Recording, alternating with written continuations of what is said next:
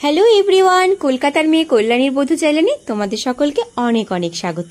আজকে যে রেসিপিটা নিয়ে চলে এসেছি এটা কিন্তু একদমই স্কিপ করো না, প্রচণ্ড ভালো রেসিপি। আর সত্যি বলছি, এই রেসিপিটা আমি তো আজকে প্রথম খেয়েছি, আর খেতে এতটাই ভালো লেগেছে যে কি বলবো। আর বাড়িতে সকলেই খেয়ে এতই প্রশংসা করেছে, তার তো কোনো মূল্যই হয় না।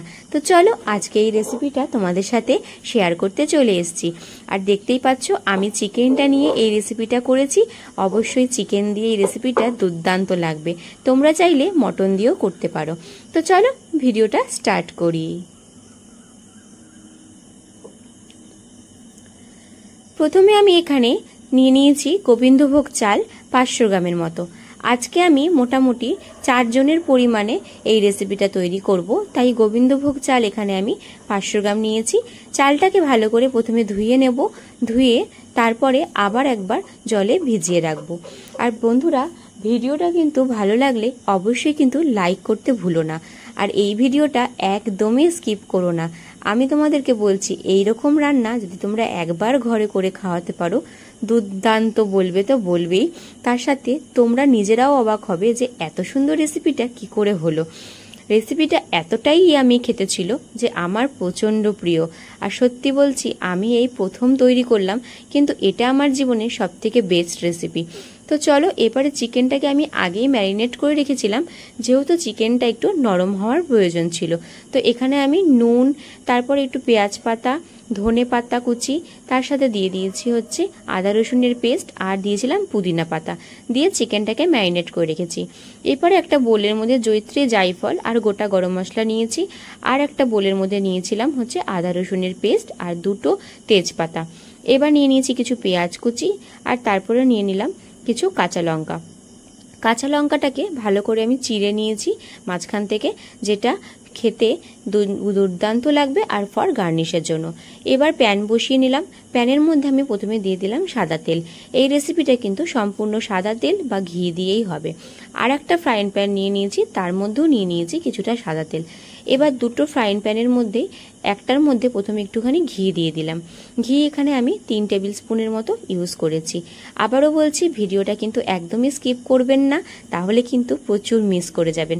এরপরে যেটার মধ্যে ঘি দিলাম সেটার মধ্যে প্রথমে পেঁয়াজ দিয়ে দিলাম সবটাকে ভাজার জন্য। আর একটা ফ্রাইং প্যানে যেটাতে আমি তেল গরম করেছিলাম সেটাতেও আমি পেঁয়াজ ভাজার জন্য দিয়ে দিলাম। আর এই পেঁয়াজ ভাজাটা আমি বেরেস্তার মতো তৈরি করে নেব। তো চলো বন্ধুরা, এরপরে এই পেঁয়াজটা ভেজে নিলাম। আর তারপরে স্টেপগুলো কিন্তু অবশ্যই একবার হলে দেখবে, মিস কিন্তু করো না। এই রেসিপিটা এতটাই দুর্দান্ত খেতে ছিল, আমার হাজব্যান্ড বলছে যে আমার সমস্ত রাগও মিটে গেল। তাই আমি বললাম, যাক, এই রেসিপিটা খাইয়ে তোমার রাগটা তো মিটাতেই পারলাম। এরপরে আমি এখানে দিয়ে দিলাম গোটা গরম মশলা, গোটা জয়িত্রী, আর তারপরে দিয়ে দিলাম হচ্ছে তেজপাতা। তো ব্যাস, এরপরে ভালো করে একটুখানি ভাজা ভাজা করে নিচ্ছি। তো বন্ধুরা, ভিডিওটা ভালো লাগলে অবশ্যই কিন্তু একটা লাইক করতে ভুলো না।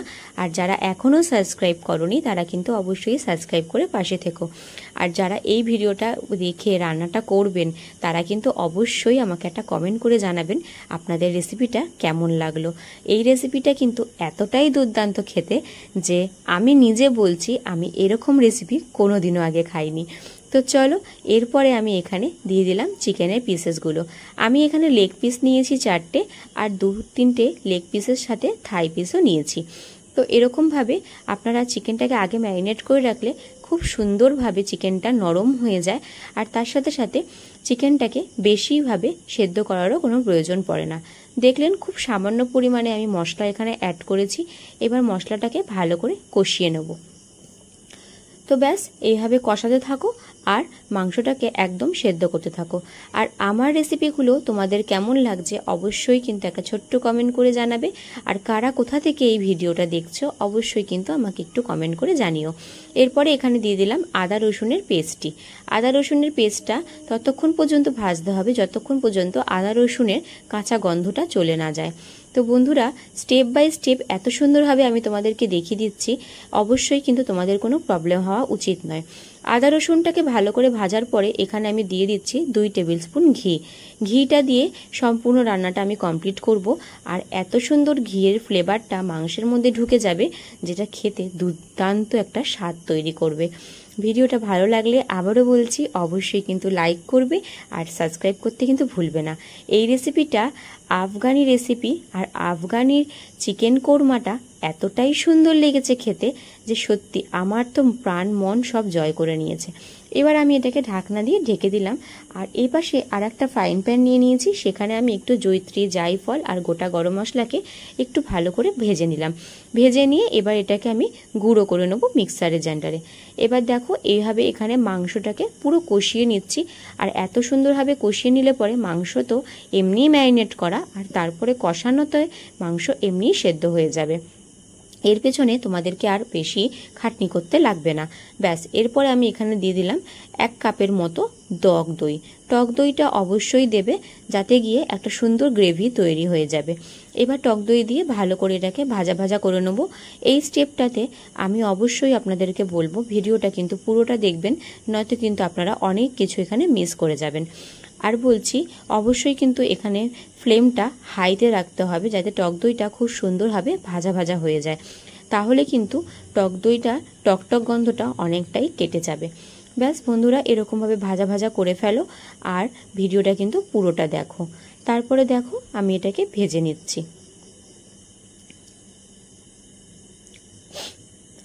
টক দইটাকে এপিট ওপিট করে ভালো করে ভেজে নিলাম, আর তার সাথে সাথে মাংসগুলো বেশ একদম ভাজা ভাজা তৈরি হয়ে গেছে।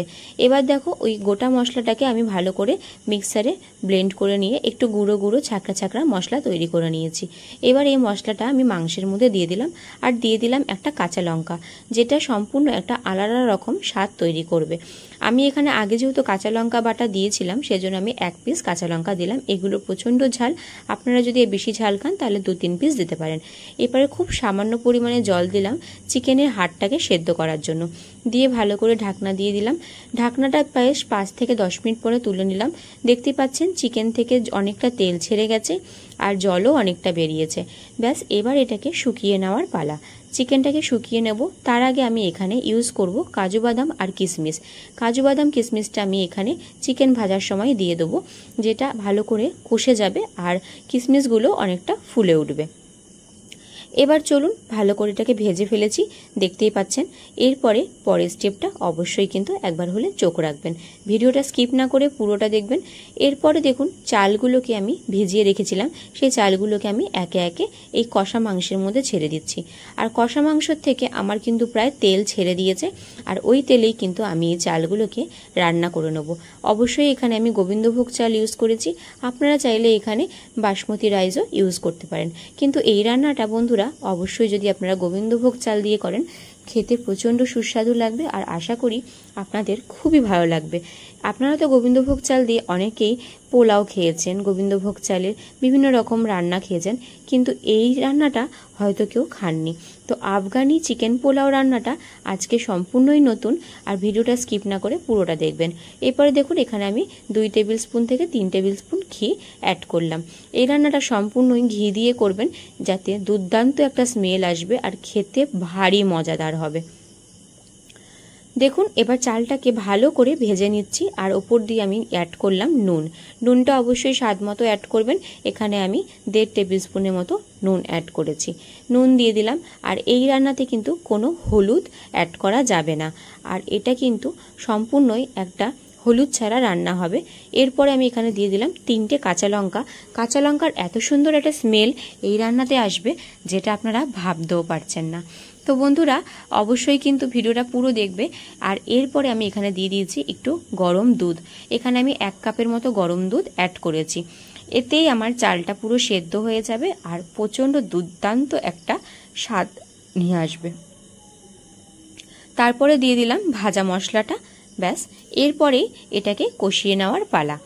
তো বন্ধুরা ভিডিওটা ভালো লাগলে কিন্তু অবশ্যই লাইক করবে। আবারও বলছি, যারা এখনও সাবস্ক্রাইব করনি তারা অবশ্যই সাবস্ক্রাইব করে পাশে থাকবে। ভিডিওটা হয়তো একটু বড় হতে পারে, কিন্তু আমি তোমাদেরকে সম্পূর্ণ দেখানোর জন্যই ভিডিওটাকে একটু বড় করেছি, যাতে তোমরা কোনো রকম কোনো রেসিপি মিস করে না যাও। আর কোনো রকম কোনো জিনিস যাতে মিস না করো তার জন্যই কিন্তু আমি ভিডিওটা একটু লং করার চেষ্টা করেছি। তো এতে কিন্তু তোমাদেরই অনেকটা সুবিধা হবে, আর আশা করি তোমাদের ভিডিওটা অনেকটাই ভালো লাগছে।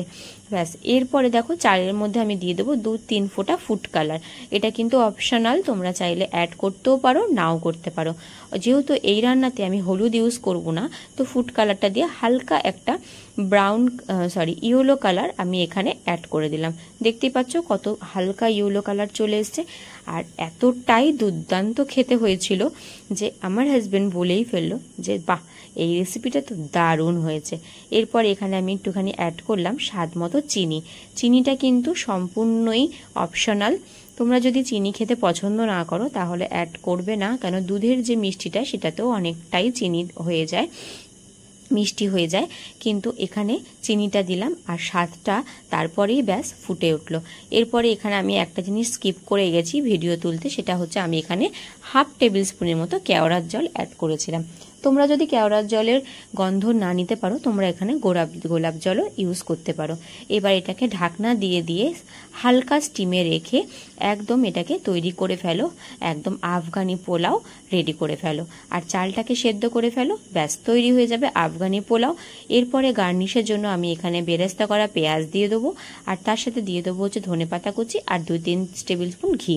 ব্যাস, রান্নাটা আমার পুরো রেডি হয়ে যাবে। আর এইটা কিন্তু একটুখানি লো ফ্লেমে ঢাকা দিয়ে দিয়ে তোমাদেরকে সেদ্ধ করতে হবে। এবার দেখো গার্নিশের জন্য আমি এখানে কাজু বাদাম, যেটা আমি বলেছিলাম, বেরেস্তা, ঘি, আর তার সাথে দিয়ে দিলাম ধনেপাতা কুচি। তো কেমন লাগলো রেসিপিটা অবশ্যই কিন্তু জানাবে, আর পাশে থাকবে আর সাথে থাকবে।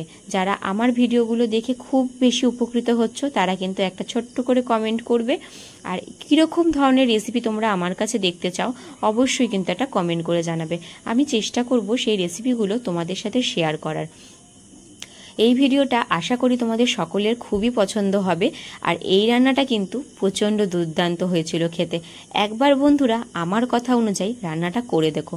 এরপরে ধনেপাতা কুচিটা দিয়ে দিলাম, আর দিয়ে এটাকে আমি আর একবার স্টিমে রেখে দেবো 5 মিনিটের জন্য, একদম হালকা লো ফ্লেমে, যাতে ধনেপাতার যে গন্ধটা পুরো রাইসের মধ্যে ভরে যায়। দেখো পুরো রেডি হয়ে গেছে আমার আফগানি চিকেন পোলাও। ব্যাস, আজকের এই পোলাওটা এতটাই ভালো হয়েছিল খেতে, এর সাথে লাগে না কোনো চিকেন কষা, লাগে না কোনো রকম কোনো কষা তরকারি।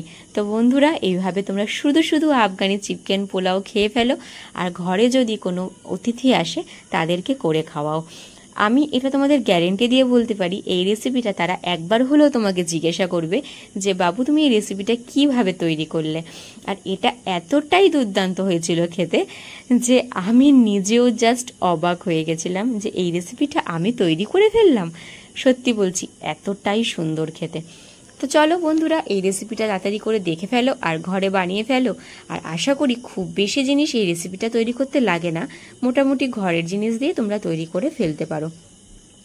তো কেমন লাগলো আবারও বলছি, একটা লাইক করতে কিন্তু ভুলো না, লাইকটা অবশ্যই করো, তাহলে কিন্তু আমি একটু মোটিভেট হই।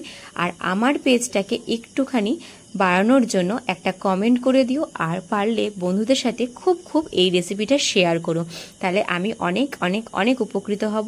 তোমাদের জন্য এরকম ছোট ছোট রেসিপি নিয়ে আসতে আমার খুবই ভালো লাগে, আর তোমরা যদি আমাকে একটু মোটিভেট করো তাহলে আমিও তোমাদের জন্য অনেক রকম রেসিপি নিয়ে আসতে পারি। তো এরপরে তোমরা কি রেসিপি দেখতে চাও অবশ্যই কিন্তু একটা ছোট্ট কমেন্ট করে জানিও। ভালো লাগলে অবশ্যই লাইক করো। দেখা হবে আবার একটা অন্য ভিডিওতে। আর আজকের রেসিপিটা খেয়ে আমি তো এনজয় করলাম, তোমরাও অবশ্যই বানিয়ে এটা এনজয় করো। ধন্যবাদ বন্ধুরা, সবাই ভালো থাকবেন, সুস্থ থাকবেন।